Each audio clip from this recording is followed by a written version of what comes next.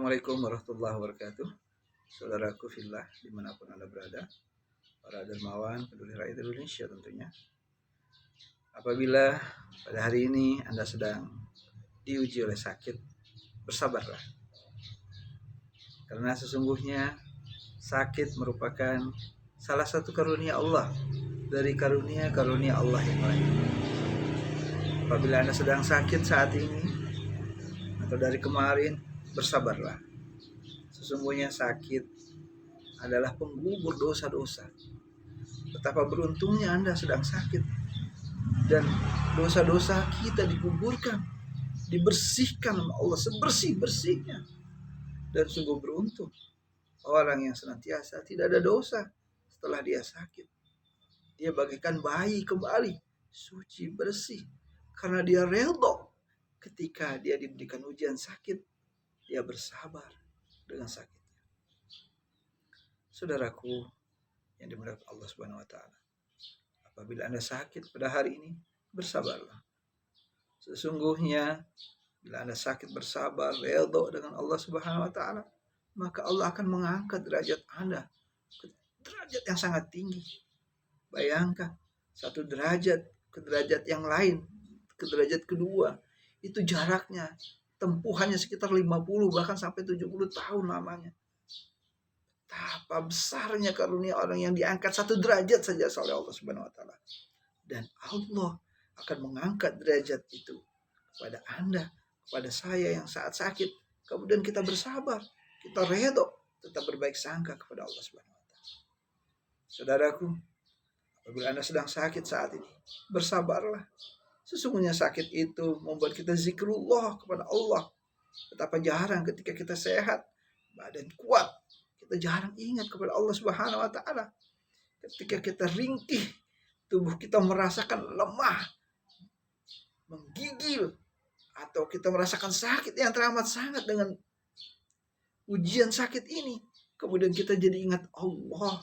Betapa beruntungnya orang-orang yang senantiasa banyak mengingat Allah. Ala bizikrillahi tatma'innul qulub.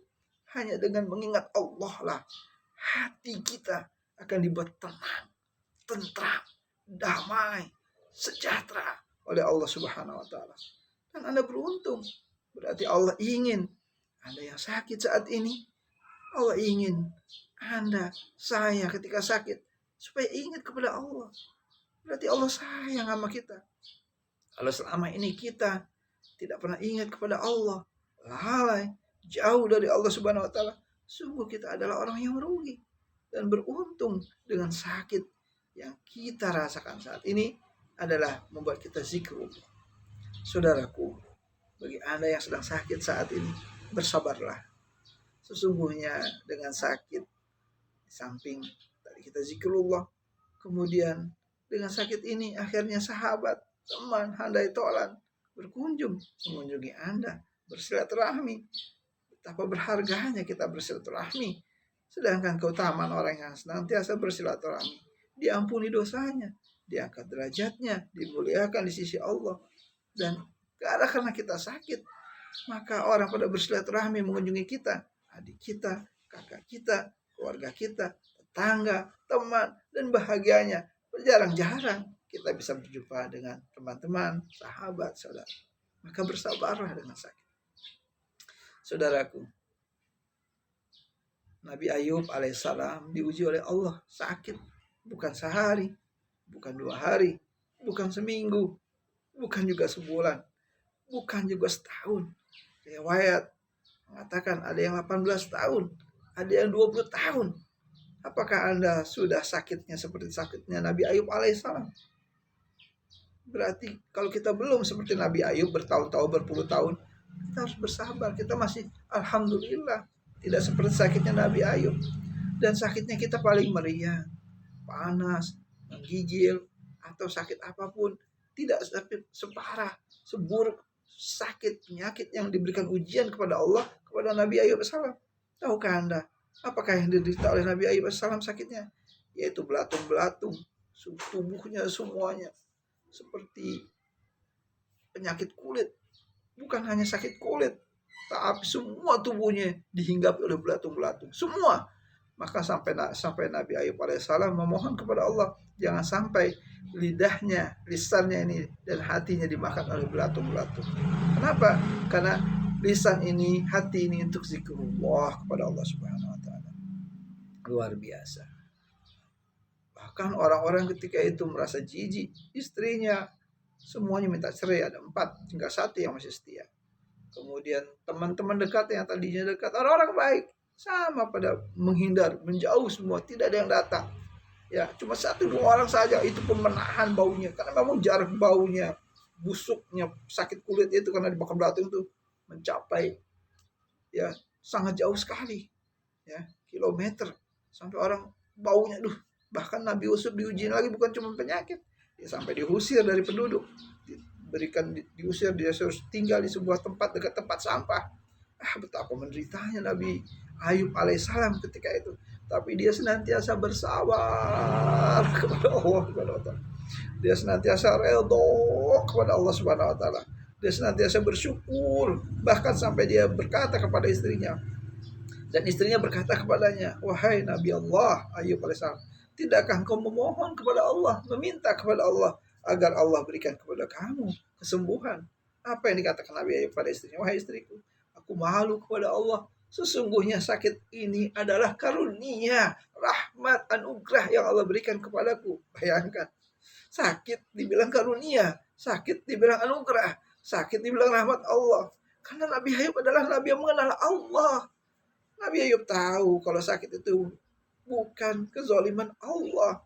Nabi Ayub tahu kalau sakit itu adalah rahmat Allah. Nabi Ayub tahu kalau sakit itu adalah rahmat kasih sayang Allah kepada hambanya. Untuk apa? Diampuni dosa, diangkat derajat, dimuliakan. Betapa beruntungnya kita kalau kita bisa memahami seperti pemahaman Nabi Ayub alaihissalam. Saudaraku yang rahmat Allah Subhanahu wa taala, bagi Anda yang bersakit saat ini, bersabarlah. Semoga Allah berikan kesembuhan kepada Anda. Semoga Anda berikhtiar tetap dengan minum obat. Tapi Anda harus gantungkan kepada Allah. Setiap Anda minum obat, dengan baca doa, baca salawat Nabi. Anda harus yakin yang menyembuhkan bukan obat, tapi Allah. Ketika Anda datang ke rumah sakit, Anda harus yakin yang menyembuhkan bukan rumah sakit, tapi Allah. Betapa banyak orang yang datang ke rumah sakit, di rumah sakit dia meninggal. Betapa banyak orang yang gak minum obat, pas dia minum obat, meninggal dia minum obat. Berarti yang menyembuhkan bukan rumah sakit, bukan obat. Berapa banyak orang yang gak ke dokter, sehat. Ketika dia ke dokter, dia meninggal. Berarti bukan dokter yang menyembuhkan. Siapa yang menyembuhkan? Dialah Allah yang maha menyembuhkan. Suatu ketika Nabi Musa alaihissalam sakit gigi. Kemudian Nabi Musa mengangkat kedua belah tangannya, berharap, penuh harap pada Allah. Ya Allah, sembuhkanlah hamba ya Allah, gigiku sakit. Ketika Nabi Musa meminta kepada Allah, langsung dia ketika sakit dia ingatnya kepada Allah, maka Allah mendengar doanya. Memerintahkan kepada Musa, wahai Musa, pergilah kau ke Gunung Tursina. Sama Musa, akhirnya dia pergi naik ke Gunung Tursina yang tinggi. Sampai di sana, Nabi Musa berkata, ya Allah, apa yang harus saya lakukan? Wahai Musa, naiklah engkau ke sebuah pohon. Maka Nabi Musa naik pohon. Ya Allah, apa yang saya lakukan? Ambillah daun-daun itu. Kemudian Nabi Musa ambil dan turun. Maka, wahai Musa, sesungguhnya daun-daun itu kamu kunyah, makan, tumbuk dan sebagainya. Musa dengan izin Allah, setelah dia berdoa, mengharapkan gantungan kepada Allah Subhanahu wa taala, maka dia setelah itu diberikan kesembuhan. Suatu ketika Nabi Musa alaihissalam sakit kembali, yang sama, sakit gigi. Nabi Musa tidak berdoa kepada Allah. Dia ingat daun itu, dia ingat gunung itu, dia ingat pohon itu, dan dia ingat daunan itu. Dia pergi ke Gunung Tursina, seperti yang pernah dilakukan. Kemudian dia naik ke atas pohon, kemudian dia ambil daun itu, ditumbuk, kemudian dikunyah. Apa yang terjadi? Sembuhkan Nabi Musa? Tidak. Sesungguhnya yang memberikan kesembuhan bukan Gunung Tursina, bukan pohon, bukan dedaunan. Nabi Musa sakit, ya Allah, kenapa kok sakit nggak sembuh-sembuh ya Allah? Padahal kan beberapa waktu yang lalu, ya, pernah saya sakit. Saya mohon kepadamu ya Allah. Kemudian engkau perintahkan. Nah, itulah kesalahanmu wahai Musa. Kurang lebih seperti itu. Ketika yang pertama engkau berharap kepada aku, engkau memohon kepada aku, dan engkau yakin bahwa yang menyembuhkan adalah aku. Tapi yang sekarang kamu sok tahu, merasa yang menyembuhkan itu adalah dengan kau pergi ke Gunung Tursina, dengan kau memanjat pohonnya, dan kau memanjat daun-daunnya, dan kau memakannya. Kau merasa yang menyembuhkan itu. Sesungguhnya yang menyembuhkan adalah aku, kata Allah. Maka Musa mohon ampun kepada Allah atas kekhilafan. Semenjak itu Nabi Musa kalau sakit senantiasa memohon kepada Allah. Mohon kepada Allah, berbaik sangka kepada Allah, meminta kesembuhan kepada Allah. Kalaupun kita tidak sakit, kalau kita sabar dengan ujian sakit, insya Allah syahid. Mati di jalan Allah, mati dalam kesabaran. Sungguh beruntung orang yang dalam keadaan sakit, dia meninggal, kemudian dia redha kepada Allah, bersih dosa-dosanya, diampuni dosa-dosanya. Dan orang yang sudah diampuni dosanya lah yang bisa selamat dari siksa kubur. Orang yang bersih dosa-dosanya, diampuni dosa-dosanya oleh Allah lah yang dilindungi dari siksa api neraka jahanam. Sungguh kita menginginkan agar Allah Ta'ala mengampuni dosa-dosa kita. Mudah-mudahan motivasi tentang sakit ini membuat Anda kembali bangkit, percaya diri, membuat Anda yakin dengan pertolongan Allah, membuat Anda berbaik sangka kepada Allah Subhanahu wa taala, membuat Anda mendekatkan diri kepada Allah Subhanahu wa taala. Dan bagi keluarga Anda yang sedang merawat yang sakit, pahalanya pun besar, sama besarnya dengan orang yang sedang sakit, karena Anda memberikan, melayani, memuliakan, menjaganya, apakah itu anak, suami, istri, kakak, adik, orang tua. Itu adalah pahala yang besar ketika kita bersabar menghadapi orang sakit. Kadang orang sakit itu macam-macam, ya namanya sakit, dia nggak enak badannya, kita bersabar, ya, mudah-mudahan anak pun akan mendapatkan pahala. Semoga motivasi ini memberikan kita kesabaran dalam sakit. Semoga Allah Subhanahu wa taala membuat kita redho, dan kita redho ketika Allah memberikan kita ujian sakit. Salam kesabaran ketika Anda sedang sakit. Dari saya Muhammad Irwin Hamzah, Ketua Relawan Peduli Rakyat Indonesia. Bagi Anda yang ingin memberikan infak sedekahnya untuk kaum duafa, fuqara masakin, kaum tunanetra, Anda bisa japri saya di WhatsApp 0896 7164 9857. Saya ulangi 0896 7164 9857. Mari kita meringankan beban saudara-saudara muslim kita karena Allah Subhanahu wa taala. Bagi Anda yang memberikan donasi, baju layak pakai, baju baru, sepeda, motor, mobil, bahkan rumahnya pun untuk diwakafkan untuk fisabilillah, insya Allah kami bisa menjalankan amanahnya. Assalamualaikum warahmatullahi wabarakatuh.